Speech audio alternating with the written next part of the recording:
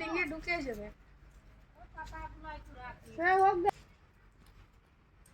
বিনা অনুমতিতে কারো বাগানে ঢোকা উচিত, জানো তো?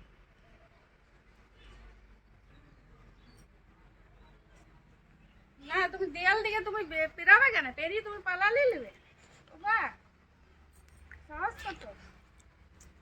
তুমি না ওই বেআইনি কাজ এমনি করো না, দুটো পালার জন্য তুমি অপমান করো কি বলো? তুমি ভালোভাবে বলে দিও, কিন্তু উচিত নয় কারো বাগানে যতই ফল যায়, কারো বাগানে কিন্তু হতে পারে তো ওরা নিয়ে যায় আসলে কাজ করে না, ঠিক নয়। যতই যা হোক কারো বাগানে কোনো বিনা অনুমতিতে ঢোকা উচিত নয়,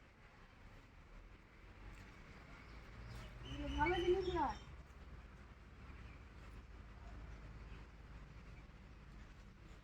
বাগান ওরা বুঝে করবে, তুমি কেন করো?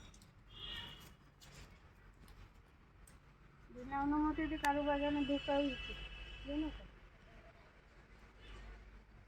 ভালো জিনিস না।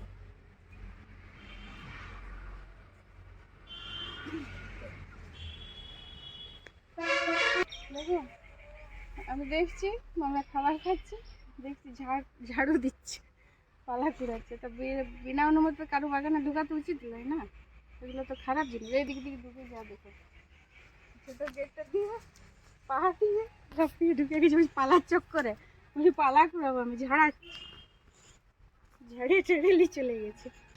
দেখুন বন্ধুরা, বিনা অনুমতিতে কারো বাগানে ঢোকা উচিত নয়, সে যাই পড়ে থাক না কেন, পালা থাক কাঠ থাক যাই কিছু থাক, ওটার লোভে কি এই পাঁচির ফেলে ঢুকে যাব? এটা কি ঠিক?